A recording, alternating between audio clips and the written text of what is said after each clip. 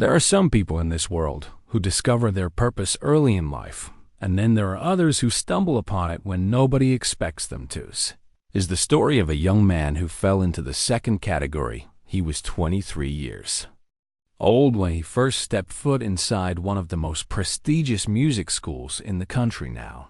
You might think 23 is young, but in the world of classical piano, it is almost ancient. Most students at this conservatory had been playing since they were 4 or 5 years old. Their parents had spent thousands on private lessons and summer programs and competitions.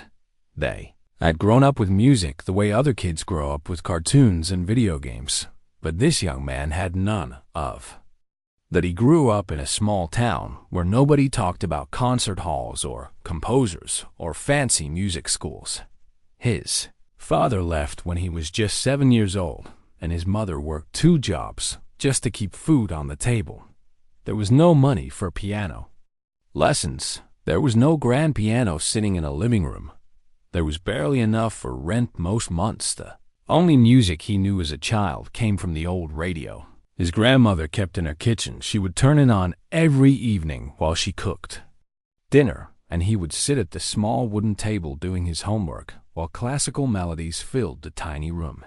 He never paid much attention to it back then. It was just background noise to him, but something was happening inside his brain without him even realizing it. Those melodies were planting seeds. When he was 18 years old, everything changed. His grandmother passed away and left him the only valuable thing she owned. It was an old upright piano that had been sitting in her living room for as long as he could remember. The thing was beaten up and out of tune and missing a few keys, but when he sat down in front of it for the first time, something strange happened.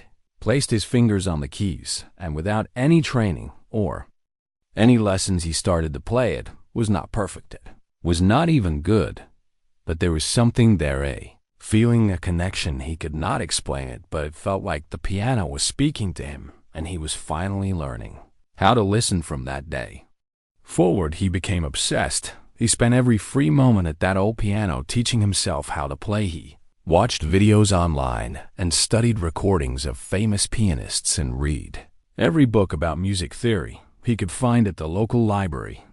Practiced until his fingers bled, and then he practiced some more. People in his town thought he had lost his mind. His friends told him to get a real job and stop wasting his time. His mother worried that he was throwing his life away chasing some impossible dream, but he did not listen to any of them. He could feel something inside him that they could not see.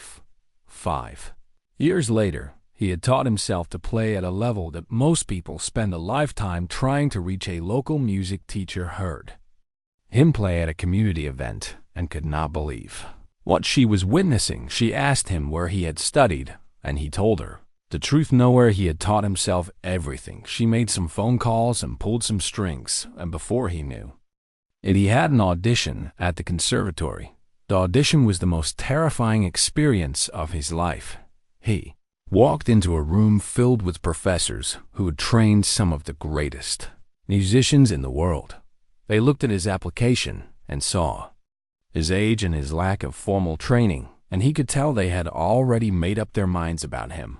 But then he played. When he finished, there was silence in the room. One of the professors leaned forward and asked him to play something else. Oh, he did, and then they asked for another piece and another. By the end of the audition, he had been playing for almost 2 hours. They offered him a partial scholarship on the spot. It was not a full ride, but it was enough to get him through the door, and that was all he needed. When he arrived at the conservatory for his first day, he felt like an alien landing on a strange planet. Everyone around him spoke a language he barely understood. They talked about their summers in Vienna and their master classes in Paris and their childhood teachers who had studied under legendary pianists. He had none of those stories to share. He had a dead grandmother and a broken piano and 5 years of teaching himself in a cramped apartment. The other students looked at him like he did not belong. And maybe they were right. Maybe he did not belong in their world, but he was there anyway, and he was not going to waste the opportunity. The person who made him feel most unwelcome was not a student, it was a professor. His name was known throughout the classical music world. He had been teaching at the conservatory for over 40 years, and his former students had won every major competition and performed in every famous concert hall on earth. He was brilliant and demanding, and absolutely terrifying. When he walked into a room, everyone fell silent. When he spoke, everyone listened. When he looked at you with those cold gray eyes, you felt like he could see every weakness and every flaw and every secret you had ever tried to hide. This professor took one look at the young man and decided he was not worth his time. During the first class, he made his feelings perfectly clear. He assigned the other students challenging pieces by Rachmaninoff and Liszt and Prokofiev, but to the young man he gave a simple sonatina that most children learn in their first year of lessons. It was humiliating. The other students tried to hide their smirks, but he could see them. He could feel their judgment. The professor called on him to play in front of everyone and then interrupted him after just a few measures. He sighed loudly and shook his head and said that passion without proper foundation is just noise. The words cut deep, but the young man did not argue. He did not defend himself. He did not explain his story or ask for sympathy. He simply nodded and returned to his seat. That night he stayed in the practice room until midnight. Then he came back at 5 in the morning and practiced some more. He did this every single day for weeks while other students went to parties and complained about their workload. He was in that tiny room with the piano working on the same passages over and over again. The janitor started leaving him coffee outside the door because he felt sorry for him. The security guards knew him by sight and stopped asking for his ID. He became a ghost haunting those practice rooms. And slowly something began to change. His playing grew sharper and more refined. The mistakes became fewer. The music became clearer. He was not just practicing, he was transforming. But the professor still refused to see it. Every class was the same: simple assignments and heavy sighs and comments designed to make him feel small. The other students had started to notice how good he was getting, but the professor acted like he did not exist. It was as if the old man had decided from day one that this young outsider would never amount to anything, and nothing was going to change his mind. The young man could have given up. Most people would have, but every time he felt like quitting, he thought about his grandmother and that old piano and the years he had spent alone in that apartment, believing in something nobody else could see. He had come too far to stop now. He did not know what was coming. He did not know that the professor was watching him more closely than he realized, and he definitely did not know that in just a few months he would face a test that would change both of their lives forever. 3 months had passed since the young man first walked through the doors of that conservatory, and in many ways it felt like 3 years. Every single day was a battle. Every single week brought new challenges, but he kept pushing forward because giving up was never an option for him. The leaves outside had turned from green to gold, and the air had grown cold, and crisp winter was approaching, and with it came the most important event in the conservatory calendar. They called it the Winter Showcase. Now this was not just some ordinary student recital where proud parents clapped politely and took photos for their social media. This was something entirely different. The Winter Showcase was legendary. It was the night when the best of the best got to perform in front of people who could change their lives forever. We are talking about talent agents from New York and London and Tokyo. We are talking about recruiters from the most famous orchestras in the world. We are talking about music critics whose reviews could launch a career or destroy one. With a single paragraph, getting selected for the Winter Showcase was like winning a golden ticket. It meant that someone important believed you had what it takes to make it in the brutal world of professional music. Only 6 students out of the entire conservatory would be chosen to perform. 6 out of hundreds. The competition was fierce, and the stakes were impossibly high. Everyone knew that the professor was the one who made the final decisions about who would perform. His word was law. and nobody dared to question his choices. So when the day came for him to announce the 6 names, the entire school held its breath. Students gathered in the main hall, whispering nervously and checking their phones and trying to act like they did not care, even though everyone cared more than they wanted to admit. The professor walked to the front of the room with a piece of paper in his hand. His face revealed nothing. It never did. He began reading the names one by one. The first name belonged to a young woman from a wealthy family who had been playing since she was 3 years old. No surprise there. The second name was a boy from overseas whose father was a famous conductor again. No surprise. The third, fourth, and fifth names were all students who came from musical backgrounds, with years of professional training behind them. Everyone expected these choices. But then the professor paused. He looked up from his paper and scanned the room slowly. His eyes landed on the young man sitting in the back row. And then he read the 6th name. It was him. The room went completely silent. For a moment, the young man thought he had misheard. He looked around to see if maybe there was someone else with a similar name, but there was no mistake. The professor had called his name. He had been selected for the winter showcase. The other students turned to stare at him with expressions ranging from confusion to disbelief to something that looked a lot like anger. How could this be possible? The outsider who had taught himself piano in some tiny apartment, the charity case who did not belong, how could he be standing on the same stage as students who had trained their entire lives? The young man felt a mix of emotions rushing through him: pride and fear and excitement and doubt, all swirling together until he could barely think straight. But before he could process what was happening, the professor spoke again. He announced which piece each student would perform. The first 5 students received challenging but reasonable assignments, pieces that would test their skills without being impossible to master in the time they had. Then the professor turned to the young man. You will perform Chopin Ballade No. 4 in F minor. The words hit like a punch to the stomach. If you know anything about classical piano, you know that this piece is considered one of the most difficult works ever written for the instrument. Professional concert pianists spend years perfecting it. Some never master it at all. It requires not just technical skill, but emotional depth and intellectual understanding and physical endurance. Playing it is like running a marathon while solving complex math problems, while also trying to make people cry. And the young man had just 8 weeks to learn it from scratch. He looked at the professor and saw something flicker in those cold gray eyes. Was it a challenge? Was it a test, or was it something else entirely? Later that evening, the young man sat alone in his small apartment, staring at the sheet music spread out on his bed. Page after page of impossibly complex notation runs and arpeggios and chord progressions that seemed designed to break human fingers. He thought about the professor and tried to understand what was happening.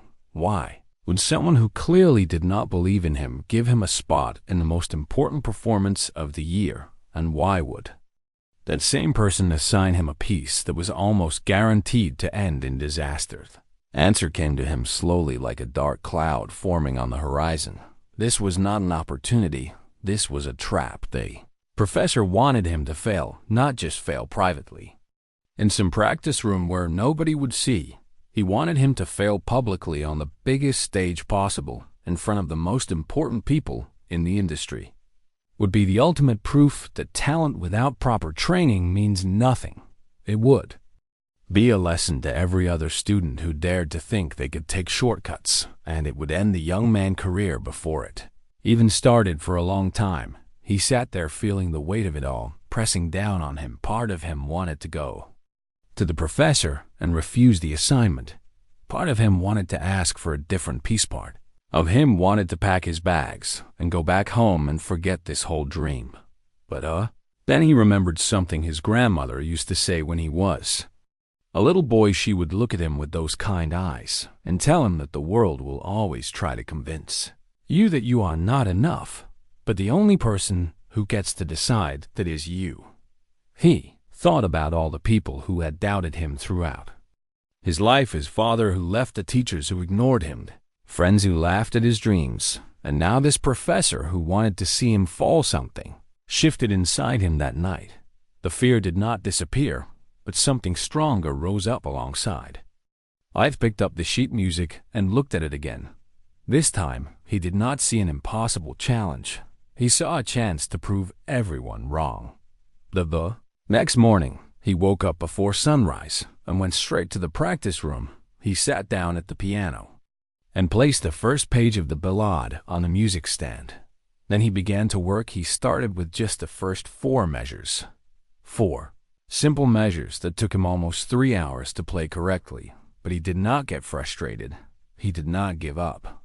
He just kept going day after day. He followed the same routine: wake up before dawn, practice until his first class, go to class and pretend everything was normal, skip lunch to practice more, attend his afternoon lectures, then back to the practice room until midnight. He barely slept. He barely ate. His entire existence became about this one piece of music. The other students watched him with a mixture of pity and curiosity. Some of them whispered that he was wasting his time. Others secretly hoped he would succeed just to see the look on the professor's face, but most of them assumed they already knew how this story would end. They had seen it before. Some eager young student gets in over their head and crashes and burns. It was almost a tradition at this point. The young man heard the whispers, but he did not let them get to him. He had spent his whole life being underestimated. This was nothing new. What was new was the music itself. As the weeks passed and he dug deeper into the ballade, he began to discover something remarkable. This piece was not just a technical exercise, it was a story. Chopin had written it during one of the darkest periods of his life. He was sick and lonely and far from his homeland. The music contained all of that pain and longing and hope. And the young man realized that he understood those feelings better than he ever expected. He knew what it meant to be an outsider. He knew what it meant to miss home. He knew what it meant to keep fighting when everyone else had given up on you. So he poured all of that into his playing. Every note became a piece of his own story. Every phrase became a conversation between him and a composer who had died almost 200 years ago, but somehow understood exactly what he was feeling. By the 6th week, he could play the entire piece from memory. It was not perfect yet, but it was close. His fingers flew across the keys with a precision that surprised even him, but more importantly, the music had soul. It had heart. It had something that could not be taught in any conservatory. The professor never acknowledged his progress in class. He continued to treat the young man like he did not exist. He never asked to hear the ballade. He never offered guidance or feedback. It was as if he had already decided the outcome and was simply waiting for the inevitable. But the young man did not need his approval. He had stopped seeking validation from people who refused to see him. He was playing for himself now. He was playing for his grandmother. He was playing for everyone who ever dared to dream beyond their circumstances. And soon the whole world was going to hear what he had to say. 1 week before the winter showcase, the professor sent a message to all 6 performers. Each of them was required to attend a private rehearsal in his office. It was standard procedure. He said, just a chance to review their pieces before the big night. The young man read the message and felt a chill run down his spine. Something about it felt wrong, but he had no choice. He had to go. He had no idea that this private rehearsal would change everything. He thought he knew about the professor and about himself. He had no idea that he was about to face the real test, and he definitely had no idea that his response would shock everyone, including himself. The night before the private rehearsal, the young man could not sleep. He lay in his small bed staring at the ceiling while his mind raced with 1,000 different thoughts. What did the professor want from him? Was this just a routine meeting, or was something else going on? He had learned by now that nothing with this man was ever simple. Every word he spoke had layers beneath it. Every action had a purpose that was not always obvious by the time morning came. The young man had maybe slept 2 hours at most. His eyes were tired, and his body felt heavy, but his mind was sharp. Got dressed slowly and carefully, choosing his clothes. Like a soldier preparing for battle, he wore his best shirt and his cleanest pants, and he made sure his shoes were polished. It might seem like a small thing, but he wanted the professor to see that he took this seriously. He wanted to walk into that room looking like someone who belonged there. The walk across campus felt longer than usual. Students passed him in the hallways, talking and laughing about things that seemed so far away from his reality right now. They had no idea what he was about to face. They had no idea how much was riding on this one meeting. When he reached the professor's office, he stood outside the door for a moment, collecting himself. He took a deep breath and knocked. A voice from inside told him to enter. He pushed open the door and stepped into a room that felt like stepping back in time. The walls were covered with old photographs and framed certificates and posters from famous concerts. There were shelves filled with books about music theory and composer biographies, and thick volumes of sheet music. In the corner sat a beautiful grand piano that gleamed under the soft light from a single window, and there in the center of it all sat the professor. He was behind his desk with his hands folded in front of him, and those cold gray eyes fixed on the young man like he was studying a specimen. Under a microscope, the professor gestured to a chair near the piano. Sit down. The young man obeyed without a word. For a long moment, neither of them spoke. The silence was heavy and uncomfortable, and the young man could feel sweat forming on the back of his neck. Finally, the professor leaned back in his chair and broke the silence. "You have been working hard these past weeks." The young man nodded but said nothing. He was not sure if this was a compliment or the beginning of something else. "I have watched you," he continued, "early mornings and late nights, skipping meals and avoiding friends.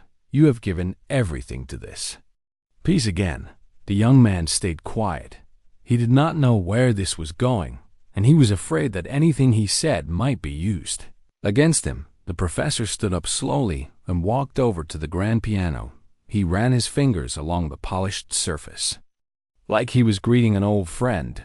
"Do you know why I assigned you this particular piece?" The young man shook his head. "Because I wanted to see what you are made of. I wanted to know if you were just another dreamer who got lucky, or if there is something real inside you."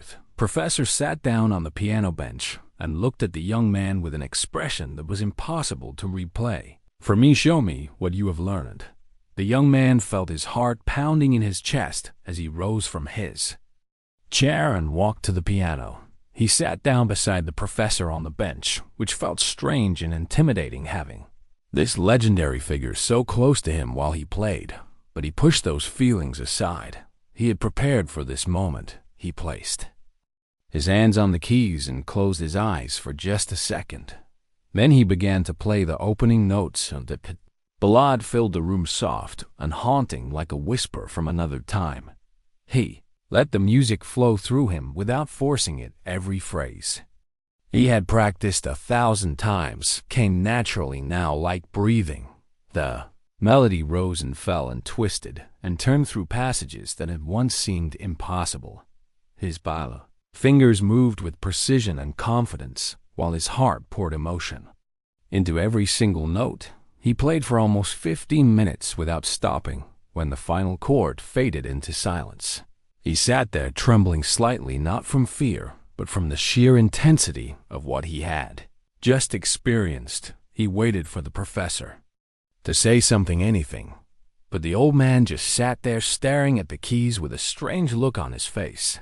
Then, without warning, he spoke. "That was acceptable, but there is something wrong with your interpretation of the opening passage." The young man felt his stomach drop. He had worked so hard on that opening. He had listened to dozens of recordings and studied the original manuscripts and made deliberate choices about every single note. What could possibly be wrong? The professor placed his own hands on the keys. "Let me show you how it should sound." And then he began to play it. First, the young man listened carefully, trying to understand what the professor was teaching him. But after just a few measures, Something felt off. The rhythm was slightly different than it should be. Accents were in the wrong places. The phrasing broke at points where Chopin had clearly intended continuity. The young man knew this piece inside and out. He had spent hundreds of hours with it. That read letters that Chopin wrote during the time he composed it, understood the historical context and the emotional landscape and the technical requirements better than he had ever understood anything in his life. And what the professor was playing was wrong. Not obviously wrong, not the kind of mistake an amateur would make. It was subtle, kind of thing that only someone who truly knew the piece would notice, but it was definitely wrong. Professor finished playing and turned to look at the young Mando. You understand now, this is how the passage should be performed. This is the interpretation that has been passed down through generations of serious musicians. You would be wise to adopt it before the showcase. The young man sat frozen on that bench, feeling like the entire world had narrowed down to this single moment. He understood what was happening. This was a test. The professor was testing him, wanted to see if the young man would simply accept his authority and change his interpretation. Without question, he wanted to know if this outsider from nowhere would bow down to the master and admit that he did not really understand the music he was playing. It would be so easy to just agree to nod and say, "Yes, Professor, you are right," and walk out of that room with his dignity bruised but intact. That was the safe choice. That was what any smart person would do. But something inside him would not allow. I thought about all the hours he had spent with this piece. He thought about the nights he stayed up reading about Chopin life and struggles and dreams. He thought about his grandmother and that old broken piano and the years of teaching himself when nobody believed he could do it. Had not come this far to pretend he had not sacrificed everything just to lie about what he knew to be truth. The young man took a slow breath and made a decision that would change his life forever. Looked at the professor directly, meeting those cold gray eyes without flinching. With respect, "Professor, I believe the passage should be played differently." The words hung in the air like a challenge. The professor's face showed nothing, but there was a flicker of something in his eyes. Something the young man could not quite identify. "And what makes you so certain?" the professor asked quietly. The young man turned back to the piano. "Because I have studied this piece not just as notes on a page, but as a story written by a man who was dying and lonely and desperate to leave something beautiful behind." He placed his hands on the keys. Chopin wrote this ballade during his exile from Poland. He was sick with tuberculosis, and he knew his time was running out. This opening passage is not meant to be played with the rigid structure you demonstrated. It is meant to breathe. It is meant to ache. It is meant to feel like someone reaching across time, trying to touch a home they will never see again. And then he played the opening exactly as he had practiced it, with all the sorrow and longing and beauty that he believed Chopin had intended. When he finished, the room was completely silent. The professor did not move. He did not speak. He just stared at the young man with an expression that had shifted into something the young man had never seen. Before, it looked almost like respect, but also something else, something deeper. The young man had no idea what would happen next. He had just challenged the most powerful figure in the entire conservatory. He had basically told a legend that he was wrong. His whole future hung in the balance, and he had absolutely no idea which way it was going to fall. The silence in that room was so thick you could almost touch it. The young man sat at the piano bench with his hands still resting on the keys, waiting for whatever was about to come. He had done it, had actually challenged the most feared professor in the entire conservatory. He had told the legend that his interpretation was wrong, and now he was going to pay the price. He braced himself for the explosion. He expected shouting and insults, and maybe even being thrown out of the program entirely. He had seen what happened to students who dared to question this. Man, their careers ended before they even began. But the explosion never came. Instead, something happened that the young man never could have predicted in a million years. The professor stood up slowly from the piano bench. His movements were strange and uncertain. Like a man who had just received news, he did not know how to process. He walked a few steps away from the piano and stopped with his back to the young man. For what felt like forever, he just stood there, not moving, not speaking, just standing. And then the young man noticed something that made his heart nearly stop. The professor's shoulders were shaking at first. He thought maybe the old man was angry. Maybe he was trembling with rage and trying to control himself before he unleashed his fury. But then he heard a sound, a small broken sound that did not match anything he had ever associated with this powerful, intimidating figure. The professor was crying. The young man did not know what to do. He sat frozen on that bench, watching as this man who had terrified him for months stood there with tears rolling down his face. It did not make any sense. Nothing about this moment made any sense. Finally, the professor turned around. His eyes were red and wet, and his face had changed completely. The coldness was gone. The hardness had melted away. What remained was something raw and human and deeply vulnerable. In 40 years of teaching at this institution, the professor said slowly, "Not a single student has ever done what you just did." Young man stayed silent. He was afraid to speak. He was afraid that any word might break whatever spell had fallen over this room. "They all just accept," he continued. "They nod their heads and follow my instructions, and never once stop to think for themselves. I give them my interpretation, and they take it as truth without question. I push them and test them and challenge them, and they always back down." His voice cracked on the last words. "But not you.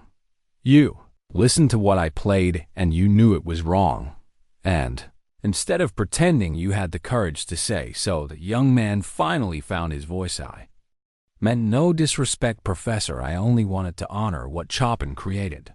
The professor let out a sound that was somewhere between a laugh and a sob. "Do you think I do not know that? Do you think I've spent my entire life studying this music without understanding what Chopin intended?" The young man felt confusion wash over him. "If you knew, then why did you play it wrong?" "Because I needed to see something." The professor walked back to the piano and sat down heavily on the bench beside the young man. "He needed to know if you truly understand this music, or if you were just repeating what you had heard in recordings. Anyone can memorize notes, anyone can copy the style of a famous pianist, but real musicianship means knowing when something is right and when something is wrong, even when the person telling you otherwise has more experience and more authority and more power than you." He paused and looked at the young man with those gray eyes that no longer seemed cold at all. "You passed a test tonight that no one else has ever passed." The young man felt his head spinning. All this time, he had thought the professor hated him. All those months of being ignored and dismissed and given impossible assignments, he had believed it was because the professor saw him as worthless. But now everything looked different. The professor continued, speaking, his voice heavy with emotion. "When I first saw your application, I thought you were a joke, a 23-year-old with no formal training who taught himself piano in some small-town apartment. I was ready to reject you immediately. But then I listened to your audition tape, and something in your playing stopped me. I heard pain in those notes, real pain, the kind that does not come from practicing scales, but from living a life that has not been easy. I knew right then that you had something special, but I also knew that special is not enough. This industry will destroy you if you are not strong enough to survive it. Oh, I decided to test you." Young man thought back over all those months, the humiliating assignments, the public criticism, the impossible piece. It was all designed to push him to his breaking point. "I wanted to see if you would quit," the professor admitted. "I wanted to know if the first sign of resistance would send you running back to wherever you came from. Because if it did, then you were not ready for this world, and nothing I could teach you would change that. But you did not quit. You stayed. You worked harder than anyone I have ever seen. And tonight you showed me that you are not just talented, you Are brave, and bravery is the one thing that cannot be taught. The young man felt tears forming in his own eyes. Now he had carried so much weight these past months. Doubt and the loneliness and the fear that he was wasting his time chasing something he could never achieve. And now this man, who he thought was his enemy, was telling him that it had all been a test, a brutal, painful test that he had somehow passed. Why did you not just tell me? The young man asked. Why put me through all of that? Because words mean nothing, actions mean everything. If I had simply told you that I believed in you, it would not have changed anything. You needed to prove it to yourself. You needed to face doubt and criticism and impossibility and come out the other side still standing. That is the only way to build the kind of strength you will need for what comes next. The professor reached out and placed a hand on the young man's shoulder. It was the first time they had ever touched it. As a gesture of connection and respect that meant more than any award or certificate ever could. You are going to perform at the Winter Showcase in 6 days, and you are going to play the ballad exactly as you played it tonight. Do not change a single note. Do not second-guess yourself. Play it with all the truth and pain and beauty that you carry inside you, and let the world see what I have seen from the very beginning. The young man could barely speak. Thank you, Professor. I do not know what else to say. The old man smiled, and it transformed his entire face. In that moment, he did not look like the terrifying legend that students whispered about in the hallways. He looked like a teacher who had finally found what he had been searching for his whole career. You do not need to say anything. Just promise me one thing. The young man nodded. Promise me that when you become successful, and you will become successful, you will never stop being brave. Promise me that you will always trust your own understanding of the music, even when people with more power and more experience tell you that you are wrong. That is the only way to create something truly great. The young man looked at this man who had put him through so much pain and realized something surprising. He was grateful, not in spite of the difficulty, but because of it. The professor had given him something that no easy path ever could. He had given him proof of his own strength. I promise, the young man said. The professor nodded and stood up. Now, go home and rest. You have a big night ahead of you, and I expect nothing less than perfection. The young man rose from the bench and walked toward the door, but before he left, he turned back one more time. Professor, can I ask you one more question? Old man raised an eyebrow. Go ahead. All those other students who backed down when you tested them, what happened to them? The professor was quiet for a moment. They became good musicians. Some of them even became famous, but none of them became great. Greatness requires more than talent and training. It requires the willingness to stand alone when everyone else is against you. It requires the courage to trust yourself when doubt is screaming in your ear. You have that. Do not ever let anyone take it from you.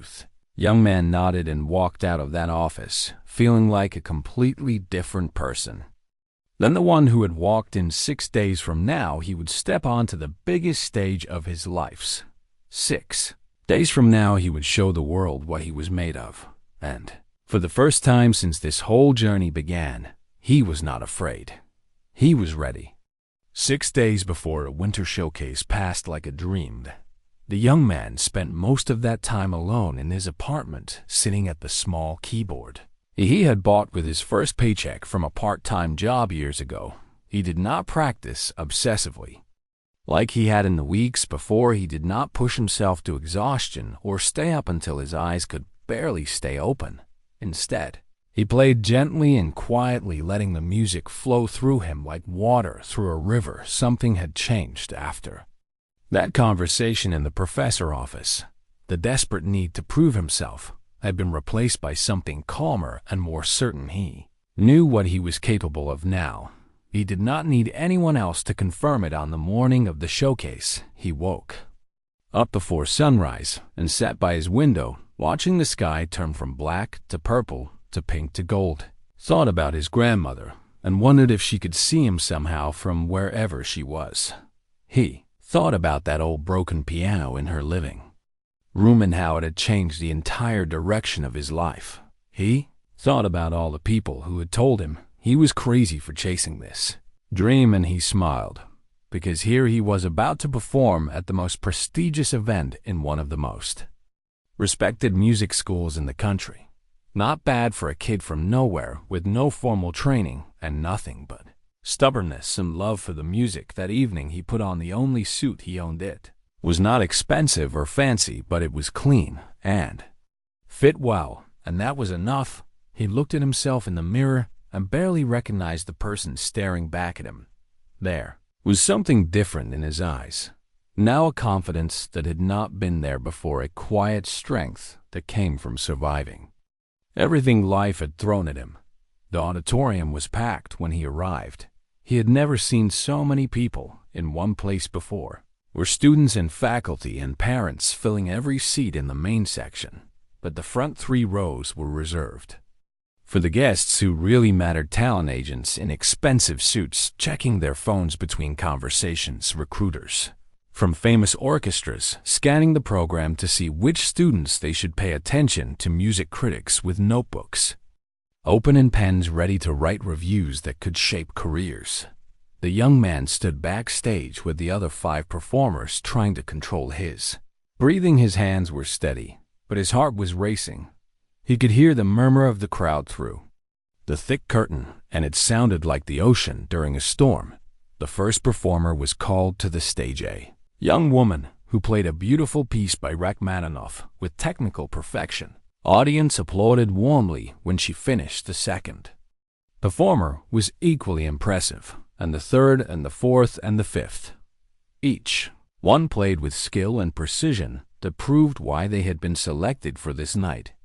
Each one received generous applause and approving nods from the important people in the front rows, and then it was his turn.